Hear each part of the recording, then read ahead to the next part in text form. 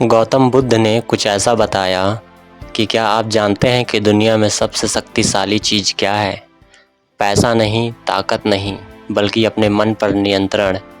जो व्यक्ति अपनी इच्छाओं को नियंत्रित कर लेता है वह अपने लक्ष्य तक ज़रूर पहुंचता है। आज की इस वीडियो में हम जानेंगे कि कैसे अपनी इच्छाओं को वश में करके पढ़ाई और जीवन में सफलता पाई जा सकती है। साथ ही कुछ मज़ेदार जीके प्रश्न भी होंगे इसमें, इसीलिए वीडियो अंत तक ज़रूर देखें। दोस्तों, बुद्ध ने कहा कि मनुष्य के दुखों का सबसे बड़ा कारण है अनियंत्रित इच्छाएं। जब हमारा मन बार बार मोबाइल, मनोरंजन, आलस या बेकार की चीज़ों की ओर भागता है तब लक्ष्य पीछे छूट जाता है। इसलिए सबसे पहले अपने मन को समझना ज़रूरी है। मान लीजिए आपको पढ़ाई करनी है लेकिन मन बार बार मोबाइल चलाने का करता है। ऐसे समय में खुद से पूछिए, क्या यह काम मुझे मेरे लक्ष्य के करीब ले जा रहा है? अगर जवाब नहीं है तो तुरंत उस काम को छोड़ दीजिए। गौतम बुद्ध ने इसी पे एक दूसरा प्रश्न पूछा, क्या भारत का राष्ट्रीय पशु कौन है? आप उत्तर देंगे, बाघ। दोस्तों, जिस तरह बाघ अपने लक्ष्य पर ध्यान रखता है उसी तरह हमें भी अपने लक्ष्य पर ध्यान रखना चाहिए। सफलता का पहला नियम है छोटे छोटे लक्ष्य बनाना। अगर आप एक साथ बहुत बड़ा लक्ष्य रखेंगे तो मन घबरा जाएगा, लेकिन यदि आप कहेंगे कि आज केवल 1 घंटा पढ़ना है तो काम आसान लगेगा। दूसरा प्रश्न बुद्ध ने बोला, भारत का राष्ट्रीय पक्षी कौन है? तो आप आंसर देंगे, मोर। बहुत ही आसान सा है।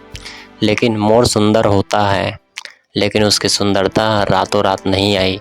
उसी तरह सफलता भी धीरे धीरे मिलती है। बुद्ध का एक और संदेश था, वर्तमान में जियो। कई लोग सोचते रहते हैं कि कल से मेहनत करेंगे, लेकिन याद रखिए सफलता हमेशा आज की मेहनत से बनती है। अगर आपका मन भटकता है तो 5 मिनट के लिए गहरी सांस लें और अपने लक्ष्य को याद करके अपने कमरे में अपने सपनों की तस्वीर या लक्ष्य लिखकर लगाइए। इसी तरह बुद्ध द्वारा तीसरा प्रश्न है और इसका आंसर, भारत का राष्ट्रीय फूल कौन सा है?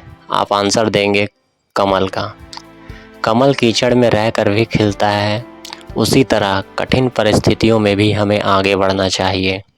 दोस्तों, सफल लोग इच्छाओं के गुलाम नहीं बनते, वे अपनी इच्छाओं के मालिक बनते हैं। जब मन कहे कि आज आराम करो तब अपने लक्ष्य को याद करो। एक नियम अपनाइए, पहले काम फिर आराम।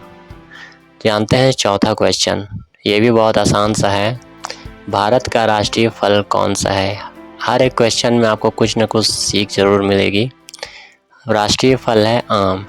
जैसे आम को पकने में समय लगता है वैसे ही सफलता को भी समय लगता है। कभी कभी लोग कहते हैं कि उनका भाग्य खराब है, लेकिन सच यह है कि भाग्य से ज़्यादा मेहनत काम करती है। यदि आप रोज़ थोड़ा थोड़ा आगे बढ़ते रहेंगे तो एक दिन बहुत आगे निकल जाएंगे।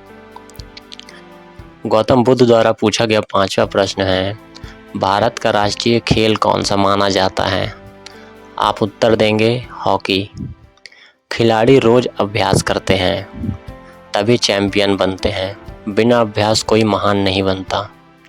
याद रखिए, हर बार जब आप आलस पर जीत हासिल करते हैं तब आप अपने लक्ष्य के एक कदम और करीब पहुंच जाते हैं। एक छोटी आदत अपनाइए, सुबह उठकर 5 मिनट अपने लक्ष्य के बारे में सोचिए। इससे आपका दिमाग उसी दिशा में काम करेगा। प्रश्न 6वां, भारत की राजधानी क्या है? नई दिल्ली। विश्व का सबसे बड़ा महासागर कौन सा है? प्रशांत महासागर। भारत का राष्ट्रीय गान किसने लिखा? रविन्द्रनाथ ठाकुर ने। दोस्तों, महान लोग इसलिए महान बने क्योंकि उन्होंने अपने मन को नियंत्रित किया और लगातार प्रयास करते रहे। अगर आप आज से अपनी इच्छाओं को नियंत्रित करना शुरू कर दें तो आने वाले समय में आपका जीवन पूरी तरह बदल सकता है।